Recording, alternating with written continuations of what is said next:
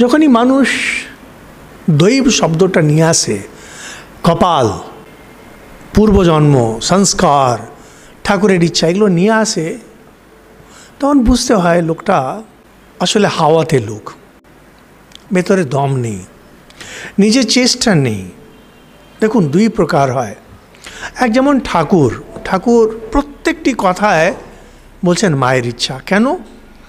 তিনি সব কিছুতে দেখছেন মাই আছেন, এটা একটি অবস্থা। সাধারণ মানুষ যারা, তারা সব কিছুতে নিজের মন বুদ্ধির খেলা দেখে। নিজে যখন খাওয়া দাওয়া করছেন, অন্যান্য যাবতীয় যা কাজ করছেন, সব কিছুতে নিজের মন বুদ্ধির খেলা। কিন্তু যখন একটা উচ্চ আদর্শকে ধরার কথা আসে, তখন ওটা ঠাকুরের ইচ্ছার উপরে ছেড়ে দেওয়া হয়।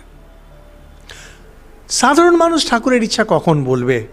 যখন সমস্ত চেষ্টা, ঠাকুর এটা খুব সুন্দর বলছেন, ডাক্তারের কাছে যখন রুগী যায়, ডাক্তার সব কিছু করেছেন, দিয়ে বলছেন যে আমার যা করার আমি সব করেছি, এরপরে উপরওয়ালা।